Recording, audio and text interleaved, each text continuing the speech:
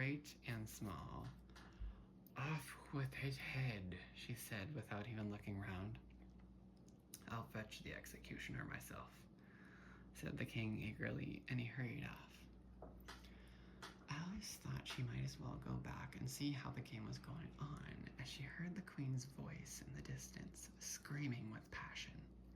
She had already heard her sentence 3 of the players to be executed for having missed their turns, and she did not like the look of things at all, as the game was in such confusion that she never knew whether it was her turn or not. So she went off in search of her hedgehog. The hedgehog was engaged in a fight with another hedgehog, which seemed to Alice an excellent opportunity for croqueting one of them with the other. The only difficulty was that her flamingo was now gone across to the other side of the garden, where Alice could see it trying in a helpless sort of way to fly up into a tree. By the time she had caught the flamingo and brought it back, the fight was over, and both the hedgehogs were out of sight. But it doesn't matter much, thought Alice, as all the arches are gone from this side of the ground. So she tucked it away under her arm that it might not escape again, and went back to have a little more conversation with her friend. When she got back to the Cheshire Cat, she was surprised to find quite a large crowd collect around it. There was a dispute going on between the executioner, the king, and the queen, who were all talking at once, while all the rest were quite silent and looked very uncomfortable. The moment Alice appeared, she was appealed to by all 3 to settle their arguments at once, although they all spoke at the same time, and she found it very hard to make out exactly what they said. The executioner's argument was that you couldn't cut off a head unless there was a body to cut it off from. That he had never had to do such a thing before, and he wasn't going to begin at his time of life. The king's argument was that anything that had a head could be beheaded, and that you weren't to talk nonsense. The queen's argument was that if something wasn't done about it in less than no time, she'd have everyone executed all around. It was this last remark that had made the whole party look so grave and anxious.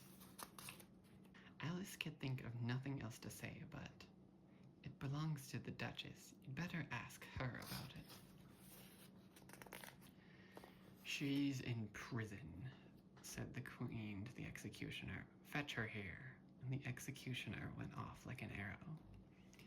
The cat's head began fading away the moment he was gone, and by the time he had come back with the Duchess, it had entirely disappeared, so that the king and the executioner ran wildly up and down looking for it, while the rest of the party went back to the game.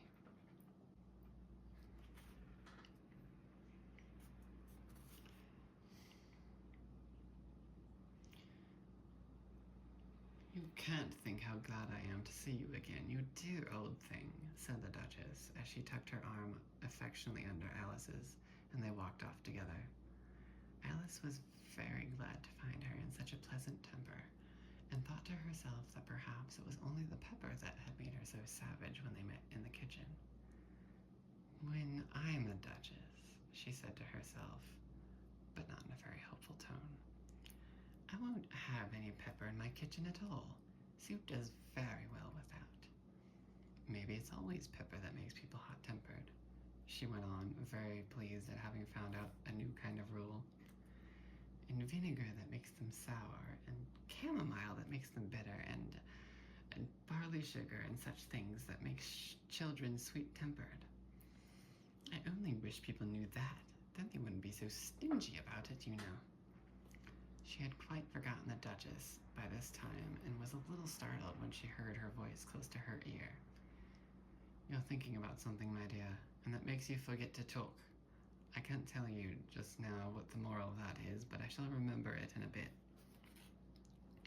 "Perhaps it hasn't one," Alice ventured to remark. "Child," said the Duchess, "everything's got a moral, if only you can find it." And she squeezed herself up closer to Alice's side as she spoke. Alice did not much like her keeping so close. First, because the Duchess was very ugly, and secondly, because she was exactly the right height to rest her chin on Alice's shoulder, and it was an uncomfortably sharp chin. However, she did not like to be rude, so she bore it as well as she could.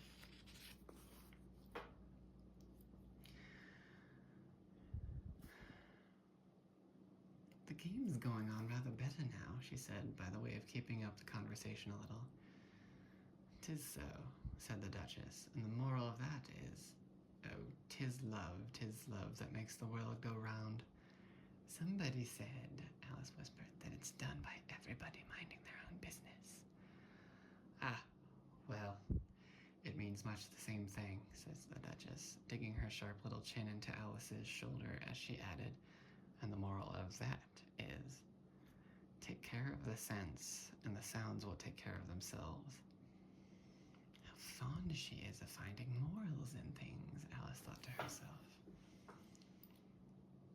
"I dare say you're wondering why I don't put my arm round your waist," the Duchess said after a pause. "The reason is that I'm doubtful about the temper of your flamingo. Shall I try the experiment?" "He might bite," Alice cautiously replied, not feeling at all anxious to have the experiment tried. "Very true," said the Duchess. "Flamingos and mustard both bite, and the moral of that is, birds of a feather flock together." "Only mustard isn't a bird." "Right as usual. What a clear way you have of putting things. It's a mineral, I think."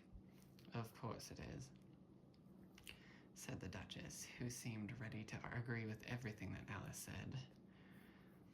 "There's a large mustard mine near here, and the moral of that is, the more there is of mine, the less there is of yours." "Oh, I know," exclaimed Alice, who had not attended to his last remark. "It's a vegetable. It doesn't look like one, but it is."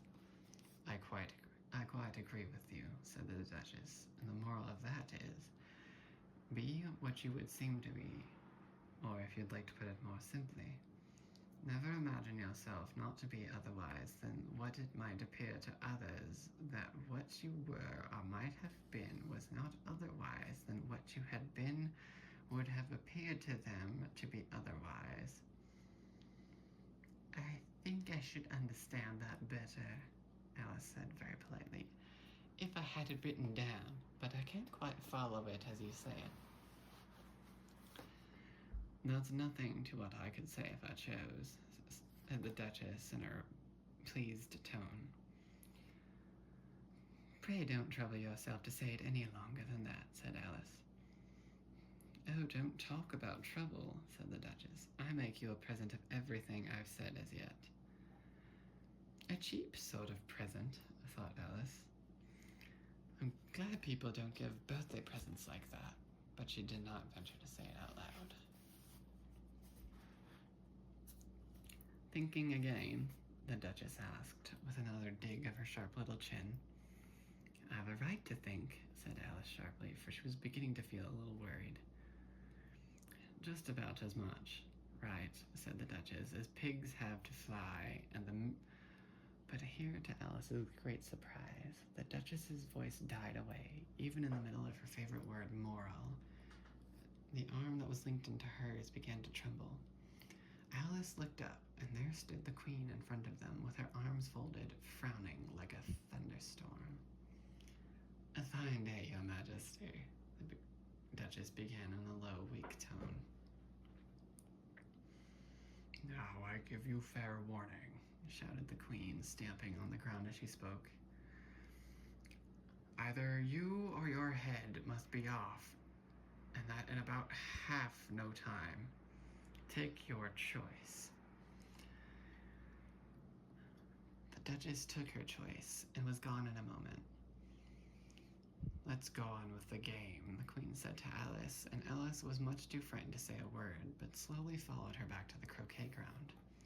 The other guests had taken advantage of the Queen's absence and were resting in the shade. However, the moment they saw her, they hurried back to the game, the Queen merely remarking that a moment's delay would cost them their lives. All the time they were playing, the Queen never left off quarreling with the other players and shouting, "Off with his head," or "Off with her head." Those whom she sentenced were taken into custody by the soldiers, who of course had to leave off being archers to do this, so that By the end of half an hour or so, there were no arches left, and all the players except the king, the queen, and Alice were in custody and under sentence of execution. Then the queen left off, quite out of breath, and said to Alice, "Have you seen the mock turtle yet?" "No," said Alice. "I don't know what a mock turtle is." "It's the thing mock turtle soup is made from," said the queen. "I never saw one or heard of one," said Alice. "Come on, then, and he shall tell you his history." As they walked off together, Alice heard the king say in a low voice to the company generally, "You are all pardoned." "Come, that's a good thing," she said to herself, for she had felt quite unhappy at the number of executions the queen had ordered. They very soon came upon a griffin, lying fast asleep in the sun. If you don't know what a griffin is, look at the picture. "Up, lazy thing," said the queen, "and take this young lady to see the mock turtle, and to hear his history. I must go back and see after some executions I have ordered." She walked off, leaving Alice alone with the griffin. Alice did not quite like the look of the creature, but on the whole she thought it would be quite as safe to stay with it as to go after that savage queen, so she waited. The griffin sat up and rubbed its eyes, then it watched the queen till she was out of sight, then it chuckled. "What fun," said the griffin, half to itself, half to Alice. "What is the fun?" said Alice. "Why, she," said the griffin.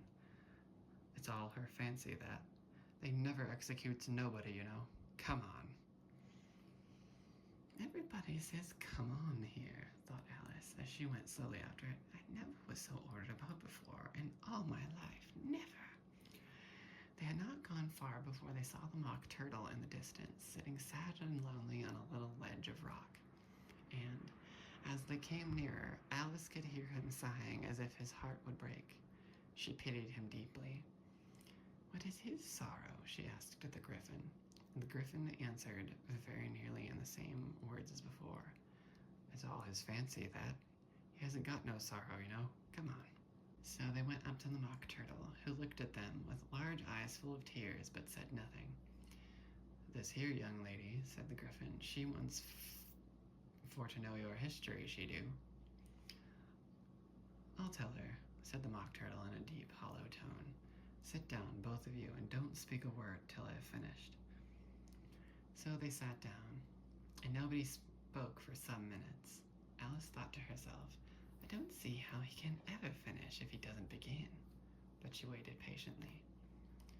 "Once," said the mock turtle at last, with a deep sigh, "I was a real turtle." These words were followed by a very long silence, broken only by an occasional exclamation of from the griffin and the constant heavy sobbing of the mock turtle. Alice was very nearly getting up and saying, "Thank you, sir, for your interesting story," but she could not help thinking there must be more to come.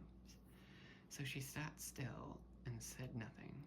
"When we were little," the mock turtle went on at last, more calmly, though still sobbing a little now and then, "we went to school in the sea. The master was an old turtle. We used to call him Tortoise."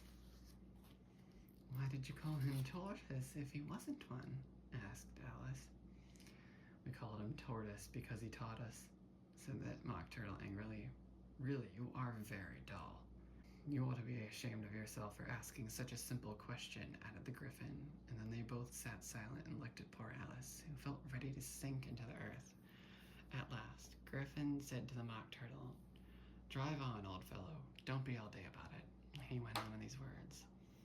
"Yes, we went to school in the sea, though you mayn't believe it."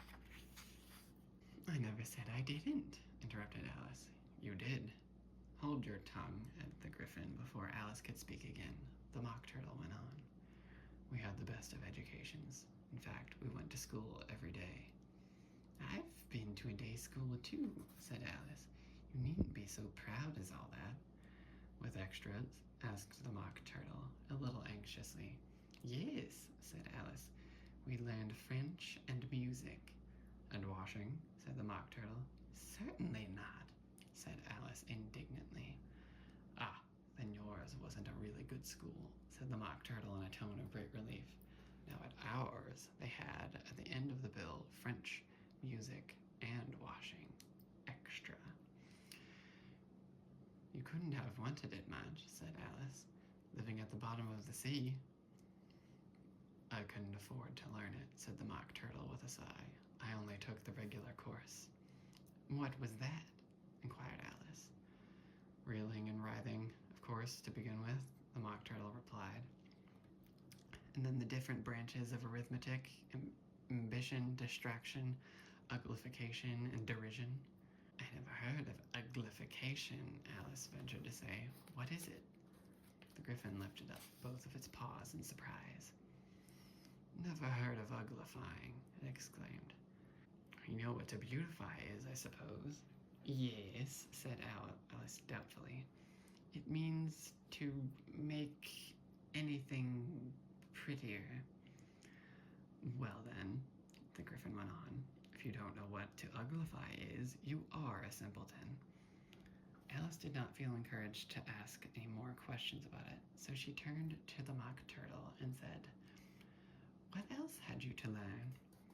Well, there was mystery, the Mock Turtle replied, counting off the subjects on his flappers. Mystery, ancient and modern, with seaography, then drawing. The drawing master was an old conger eel that used to come once a week. He taught us drawing, stretching, and fainting in coils. What was that like? Well, I can't show it to you myself, the Mock Turtle said. I'm too stiff, and the Griffin never learnt it. Hadn't time, said the Griffin. I went to the classical master, though. He was an old crab, he was. I never went to him, the Mock Turtle said with a sigh. He taught laughing and grief, they used to say. So he did, said the Griffin, sighing in his turn, and both creatures hid their faces in their paws. And how many hours a day did you do lessons? Said Alice in a hurry to change the subject. 10 hours the first day, said the Mock Turtle, 9 the next, and so on. What a curious plan, exclaimed Alice. That's the reason they're called lessons, the Griffin remarked, because they lesson from day to day. This was quite a new idea to Alice, and she hadn't thought it over very little before she made her next remark. Then the 11th day must have been a holiday? Of course it was, said the Mock Turtle. And how did you manage on the 12th? Alice went on eagerly. That's enough about lessons, the Griffin interrupted in a very decided tone. Tell her something about the games now. Chapter 10. The Lobster Quadrille. The Mock Turtle sighed deeply and drew the back of one flapper across his eyes. He looked at Alice and tried to speak, but for a minute or two, sobs choked his voice. Same as if he had a bone in his throat, said the Griffin, and it set to work shaking him and punching him in the back. At last, the Mock Turtle recovered his voice, and with tears running down his cheeks, he went on again. You may not have lived much under the sea. I haven't, said Alice. And perhaps you were never even introduced to a lobster. Alice began to say, I once tasted, but checked herself hastily and said, no, never. So you can have no idea what a delightful thing a lobster quadrille is. No, indeed, said Alice. What sort of a dance is it? Why, said the Griffin, you first form into a line along the seashore. 2 lines, cried the Mock Turtle. Seals, turtles, salmon, and so on. Then, when you've cleared all the jellyfish out of the way. That generally takes some time, interrupted the Griffin. You advance twice, each with a lobster as a partner, of course. Advance twice, set to partners, change lobsters, and retire the same order, continued the Griffin. Then you know the lobsters. As far out to sea as you can.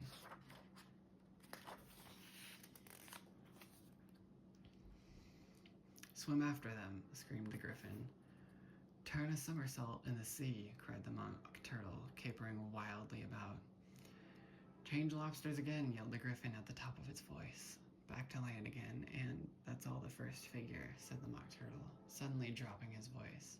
And the two creatures, who had been jumping about like mad things all this time, sat down again very sadly and quietly and looked at Alice. "It must be a very pretty dance," said Alice timidly. "Would you like to see a little of it?" "Very much indeed." "Come, let's try the first figure," said the Mock Turtle to the Griffin. "We can do it without lobsters, you know. Which shall sing?" "Oh, you sing. I've forgotten the words." So they began solemnly dancing round and round Alice, every now and then treading on her toes when they passed too close, and waving their forepaws to mark the time, while the Mock Turtle sang this, very slowly and sadly. "Will you walk a little faster?" said a whiting to a snail. "There's a porpoise close behind us, and he's treading on my tail. See how eagerly the lobsters and the turtles all advance. They are waiting on the shingle. Will you come and join the dance? Will you, won't you, will you, won't you, will you join the dance? Will you, won't you, will you, won't you, won't you join the dance?" You can really have no notion how delightful it will be when they take us up and throw us with the lobsters out to sea. But the snail replied, too far, and gave a look askance. Said he thanked the whiting kindly, but he would not join the dance. Would not, could not, would not, could not, would not join the dance. Would not, could not, would not, could not join the dance. "What matters it how far we go?" his scaly friend replied. "There is another shore, you know, upon the other side. The furthest off from England, the nearer is to France. Then turn not pale, beloved snail, but come and join the dance. Will you, won't you, will you, won't you, will you join the dance? Will you, won't you, will you, won't you, won't you join the dance?" "Thank you, it's a very interesting dance to watch," said Alice, feeling very glad that it was over at last. "And I do so like that curious song about the whiting." "Oh, as to whitings," said the Mock Turtle, you've seen them, of course." "Yes," said Alice. "I've often seen them at Din—" She checked herself hastily. "I don't know where Din may be," said the Mock Turtle, "but if you've seen them so often, of course you know what they're like." "I believe so," Alice replied thoughtfully. "They have their tails in their mouths, and they're all over crumbs." "You're wrong about the crumbs," said the Mock Turtle. "Crumbs would all wash off in the sea, but they have had their tails in their mouths, and the reason is—" Here the Mock Turtle yawned and shut his eyes. "Tell her about the reason and all that," he said to the Griffin. "The reason is that they would go with the lobsters to the dance, so they got thrown out to sea, so they had to fall a long way. So they got their tails fast in their mouths, so they couldn't get them out again. That's all." "Thank you," said Alice. "It's very interesting. I never knew so much about a whiting before." "I can tell you more than that if you like," said the Griffin. "Do you know why it's called a whiting?" "I never thought about it. Why?" "It does the boots and shoes," the Griffin replied very solemnly. Alice was thoroughly puzzled. "Does the boots and shoes," she repeated in a wondering tone. "Why, what are your shoes done with?" said the Griffin. "I mean, what makes them so shiny?" Alice looked down at them and considered a little while before she gave her answer. "They're done with blacking, I believe." "Boots and shoes under the sea," the Griffin went on in a deep voice, "are done with whiting. Now you know." "And what are they made of?" Alice asked in a tone of great curiosity. "Soles and eels, of course," the Griffin replied, rather impatiently. "Any shrimp could have told you that." "If I'd been the whiting," said Alice, whose thoughts were still running on the song, "I'd have said to the porpoise, 'Keep back, please. We don't want you with us.'" "They were obliged to have him with them," the Mock Turtle said. "No wise fish would go anywhere without a porpoise." "Wouldn't it really?" said Alice in a tone of great surprise. Of course not, said the Mock Turtle. Why, if a fish came to me and told me he was going on a journey, I should say, with what purpose? Don't you mean purpose? Said Alice. I mean what I say, the Mock Turtle replied, in an offended tone, and the Gryphon added, Come, let's hear some of your adventures. I could tell you some of my adventures, beginning from this morning, said Alice a little timidly. But it's no use going back to yesterday, because I was a different person then. Explain all that. No. Explain all that, said the Mock Turtle. No, the adventures first, said the Gryphon in an impatient tone. Explanations take such a dreadful time. So Alice began telling them her adventures from the time when she first saw the White Rabbit. She was a little nervous about it, just at first. The two creatures got so close to her, one on each side, and opened their eyes and mouths so very wide. But she gained courage as she went on.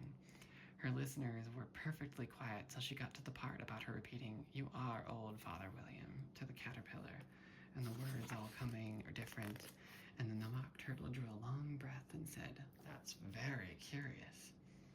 It's all about as curious as it can be, said the Gryphon. It all came different, the Mock Turtle repeated thoughtfully. I should like to hear her try and repeat something now. Tell her to begin. He looked at the Gryphon as if he thought it had some kind of authority over Alice.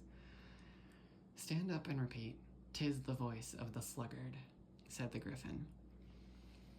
How the creatures order one about and make one repeat lessons, thought Alice. I might just as well be at school at once. However, she got up and began to repeat it, but her head was so full of the lobster quadrille that she hardly knew what she was saying, and the words came very queer indeed. 'Tis the voice of the lobster, I heard him declare, You have baked me too brown, I must sugar my hair. As a duck with its eyelids, so he with his nose trims his belt and his buttons and turns out his toes. When the sands are all dry, he is gay as a lark, and will talk in contemptuous tones of the shark. But when the tide rises and sharks are around, his voice has a timid and tremulous sound. That's different from what I used to say when I was a child, said the Gryphon. Well, I never heard it before, said the Mock Turtle, but it sounds uncommon nonsense. Alice said nothing. She had sat down with her face in her hands, wondering if anything would ever happen in a natural way again. I should like to have it explained, said the Mock Turtle. She can't explain it, said the Gryphon hastily. Go on with the next verse. But about his toes, how could he turn them out with his nose, you know? It's the first position in dancing, Alice said, but she was dreadfully puzzled by the whole thing and longed to change the subject. Go on with the next verse, the Gryphon repeated. It begins, I passed by his garden. Alice did not dare to disobey, though she felt sure it would all come wrong, and she went on in a trembling voice. I passed by his garden and marked with one eye how the owl and the panther were sharing a pie. The panther took pie crust and gravy and meat, while the owl had the dish as its share of the treat. When the pie was all finished, the owl, as a boon, was kindly permitted to pocket the spoon, while the panther received knife and fork with a growl and concluded the banquet by, What is the use of repeating all that stuff? The Mock Turtle interrupted. If you don't explain it as you go on, it's by far the most confusing thing I ever heard. Yes, I think you'd better leave off, said the Gryphon, and Alice was only too glad to do so. Shall we try another figure of the lobster quadrille? The Gryphon went on, or would you like the Mock Turtle to sing you another song? Oh, a song, please, if the Mock Turtle would be so kind. Alice replied so eagerly that the Gryphon said, in a rather offended tone, No accounting for tastes. Sing her turtle soup, will you, old fellow?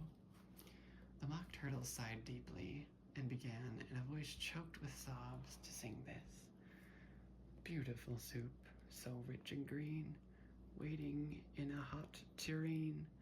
Who for such dainties would not stoop? Soup of the evening, beautiful soup. Soup of the evening, beautiful soup. Beautiful soup. Beautiful soup. Soup of the evening, beautiful, beautiful soup. beautiful soup, who cares for fish, game, or any other dish? Who would not give all else for two? Pennyworth only of beautiful soup. Pennyworth only of beautiful soup. Beautiful soup. Beautiful soup. Soup of the evening. Beautiful, beautiful soup. Chorus again, cried the Griffin, and the Mock Turtle had just begun to repeat it when a cry of, "The trial's beginning," was heard in the distance. "Come on," cried the Griffin, and taking Alice by the hand, it hurried off without waiting for the end of the song. "What trial is it?" Alice panted as she ran, but the Griffin only answered, "Come on," and ran the faster, while more and more faintly came, carried on the breeze that followed them, the melancholy words, "Soup of the evening, beautiful soup." Chapter 11. Who Stole the Tarts? Let's find out. The King and Queen of Hearts were seated on their throne when they arrived, with a great crowd assembled about them, all sorts of little birds and beasts, as well as the whole pack of cards. The knave was standing before them in chains, with a soldier on each side to guard him, and near the king was the White Rabbit, with a trumpet in one hand and a scroll of parchment in the other. In the very middle of the court was a table with a large dish of tarts upon it. They looked so good that it made Alice quite hungry to look at them. "I wish they'd get the trial done," she thought, and hand round their refreshments. But there seemed to be no chance of this, so she began looking at everything about her to pass away the time. Alice had never been in a court of justice before, but she had read about them in books, and she was quite pleased to find that she knew the name of nearly everything there. "That's the judge," she said to herself, because of his great wig. The judge, by the way, was the king, and as he wore his crown over the wig. Look at the frontispiece if you want to see how he did it. He did not look at all comfortable, and it was certainly not becoming. "And that's the jewelry box," thought Alice, "and those 12 creatures." She was obliged to say creatures, you see, because some of them were animals, and some were birds. "I suppose they are the jurors." She said this last word 2 or 3 times over to herself, being rather proud of it, for she thought, and rightly too, that very few little girls of her age knew the meaning of it all. However, jurymen would have done just as well. Or quarrymen. Just kidding. The 12 jurors were all writing very busily on slates. "What are they doing?" Alice whispered to the Griffin. "They can't have anything to put down yet before the trial's begun." "They're putting down their names," the Griffin whispered in reply, "for fear they should forget them before the end of the trial." "Stupid things," Alice began in a loud, indignant voice, but she stopped herself hastily, for the White Rabbit cried out, "Silence in the court!" And the king put on his spectacles and looked anxiously round to make out who was talking.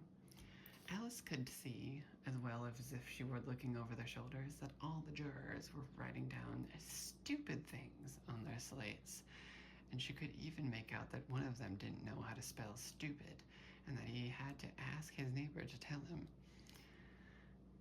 "Nice muddle their slates'll be in before the trial's over," thought Alice. One of the jurors had a pencil that squeaked. This, of course, Alice could not stand, and she went around the court and got behind him, and very soon found an opportunity of taking it away. She did it so quickly that the poor little juror, it was Bill, the lizard, could not make out at all what had become of it. So after hunting all about for it, he was obliged to write with one finger for the rest of the day, and this was of very little use, as it left no mark on the slate. "Harold, read the accusation." On this, the White Rabbit blew 3 blasts on the trumpet, and then unfolded the parchment scroll and read as follows. "The Queen of Hearts, she made some tarts, all on a summer day. The Knave of Hearts, he stole those tarts, and took them quite away." "Consider your verdict," the king said to the jury. Not yet," the Rabbit hastily interrupted. There's a great deal to come before that. Call the first witness, said the king, and the white rabbit blew 3 blasts on the trumpet and called out, First witness! Doo-doo-doo.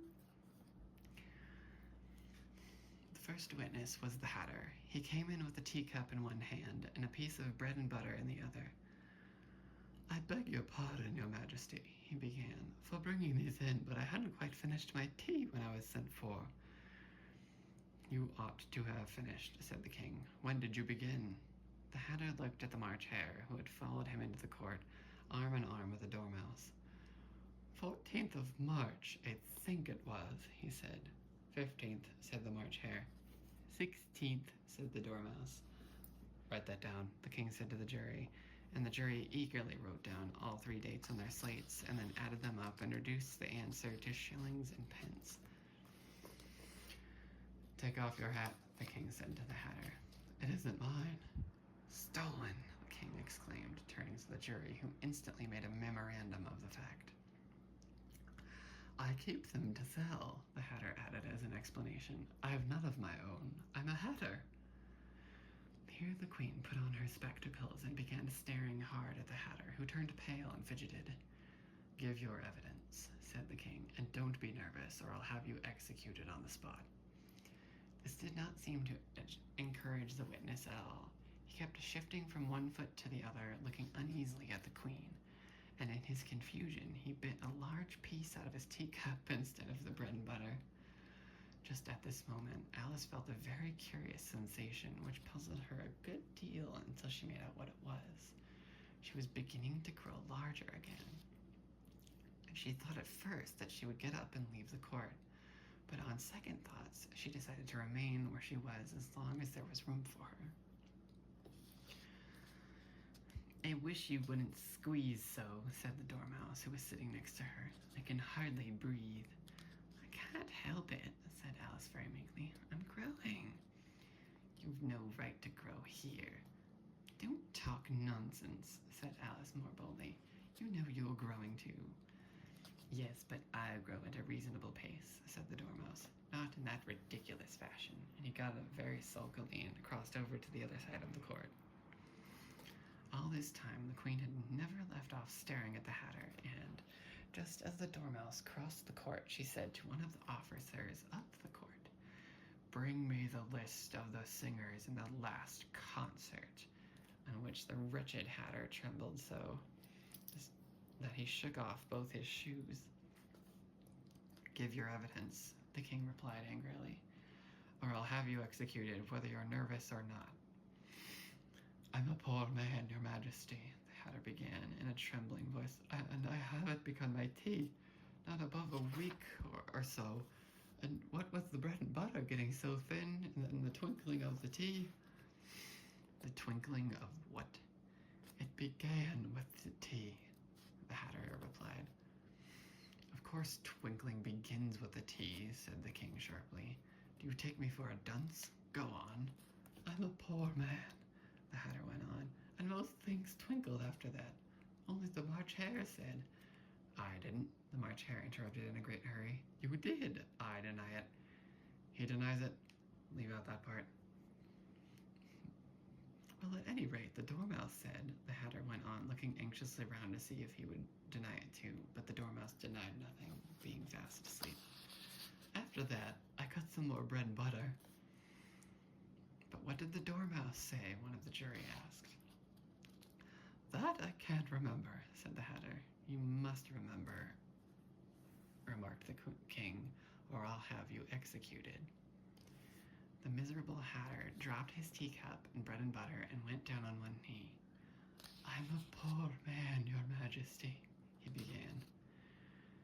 You're a very poor speaker, said the king. Here, one of the guinea pigs cheered and was immediately suppressed by officers of the court. As that is rather a hard word, I will just explain to you how it was done. They had a large canvas bag which tied up at the mouth with strings, and into this they slipped the guinea pig head first and then sat upon it. I'm glad I've seen this done, thought Alice. I've so often read it in the newspapers at the end of trials. There was some attempt at applause, which which was immediately suppressed by the officers of the court, and I never understood what it meant till now. If that's all you know about it, you may stand down, continued the king. I can't go no lower. I'm on the floor as it is. Then you may sit down. Here the other guinea pig cheered and was suppressed. Come, that finishes the guinea pigs, thought Alice. Now we shall get on better. I'd rather finish my tea, said the Hatter with an anxious look at the Queen, who was reading the list of singers.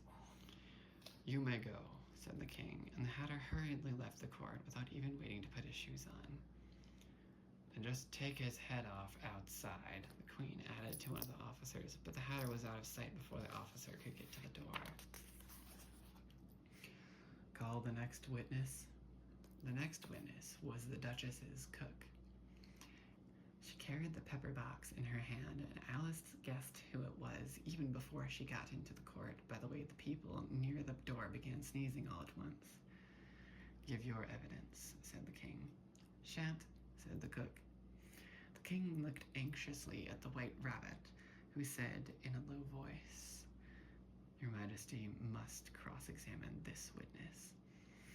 Well, if I must, I must, the king said with a melancholy air, and, after folding his arms and frowning at the cook till his eyes were nearly out of sight, he said in a deep voice, What are the tarts made of? Pepper, mostly, said the cook. Treacle, said a sleepy voice behind her. Collar that dormouse, the queen shrieked out. Behead that dormouse. Turn that dormouse out of court. Suppress him. Pinch him.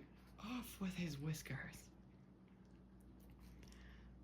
For some minutes, the whole court was in a confusion, getting the dormouse turned out, and by the time they had settled down again, the cook had disappeared. Never mind, said the king with an air of great relief. Call the next witness, and he added in an undertone to the queen, Really, my dear, you must cross-examine the next witness. It quite makes my forehead ache. Alice watched the White Rabbit as he fumbled over the list, feeling very curious to see what the next witness would be like. For they haven't got much evidence yet, she said to herself. Imagine her surprise when the White Rabbit read out, at the top of his shrill little voice, the name, Alice! Chapter 12. Alice's Evidence. Here, cried Alice, quite forgetting in the flurry of the moment how large she had grown in the last few minutes, and she jumped up in such a hurry that she tipped over the jury box with the edge of her skirt, upsetting all the jurymen onto the heads of the crowd below. And there they lay sprawling about, reminding her very much of a globe of goldfish that had accidentally upset the week before. Oh, I beg your pardon, she exclaimed in a tone of great dismay, and began picking them up again as quickly as she could, for the accident of the goldfish kept running in her head, and she had a vague sort of idea that they must be collected at once and put back into the jury box, or they would die. The trial cannot proceed, said the king in a very grave voice, until all the jurymen are back in their proper places. All, he repeated with great emphasis, looking hard at Alice as he said so. Alice looked at the jury box and saw that, in her haste, she had put the lizard in head downwards, and the poor little thing was waving its tail about in a melancholy way, being quite unable to move. She soon got it out again and put it right. Not that it signifies much, she said to herself. I should think it would be quite as much use in the trial one way up as another. As soon as the jury had a little recovered from the shock of being upset, and their slates and pencils had been found and handed back to them, they set to work very diligently to write out a history of the accident, all except the lizard, who seemed too much overcome to do anything but sit with its mouth open, gazing up into the roof of the court. What do you know about this business?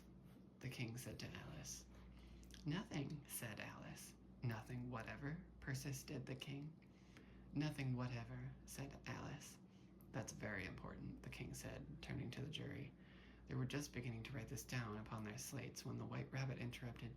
Unimportant, Your Majesty means, of course, he said in a very respectful tone, but frowning and making faces at him as he spoke.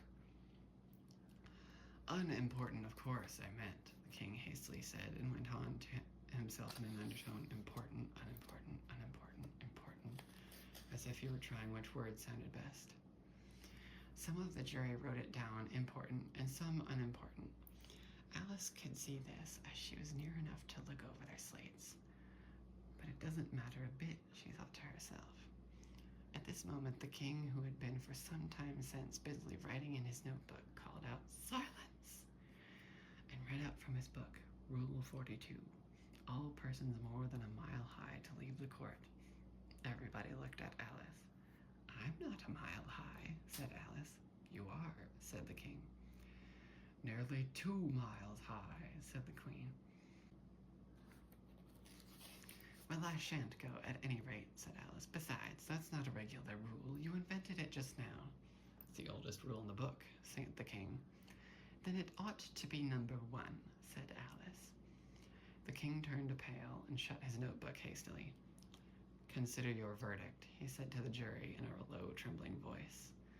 There's more evidence to come yet, please, Your Majesty, said the White Rabbit, jumping up in a great hurry. This paper has just been picked up. What's in it? Said the queen. I haven't opened it yet, said the White Rabbit, but it seems to be a letter written by the prisoner to somebody. It must have been that, said the king, unless it was written to nobody, which isn't usual, you know. Who is it directed to? Said one of the jurymen. It isn't directed at all, said the White Rabbit. In fact, there's nothing written on the outside. He unfolded the paper as he spoke and added, It isn't a letter after all. It's a set of verses. Are they in the prisoner's handwriting? Asked another of the jurymen. No, they're not, said the White Rabbit. And that's the queerest thing about it. The jury all looked puzzled. He must have imitated somebody else's hand, said the king. The jury all brightened up again. Please, Your Majesty, said the knave. I didn't write it, and they can't prove that I did. There's no name signed at the end. If you didn't sign it, said the king, that only makes the matter worse. You must have meant for some mischief, or else you'd have signed your name like an honest man. There was a general clapping at this. It was the first really clever thing the king had said all day. That proves his guilt, of course, said the queen. So off with it. Doesn't prove anything of the sort, said Alice. Why, you don't even know what they're about. Read them, said the king. The White Rabbit put on his spectacles. Where shall I begin, please, Your Majesty?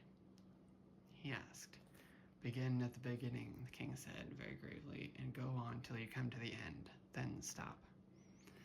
There was a dead silence in the court, whilst the White Rabbit read out the verses. They told me you had been to her, and mentioned me to him. She gave me a good character, but said I could not swim. He sent them word I had not gone. We know it to be true. If she should push the matter on, what would become of you?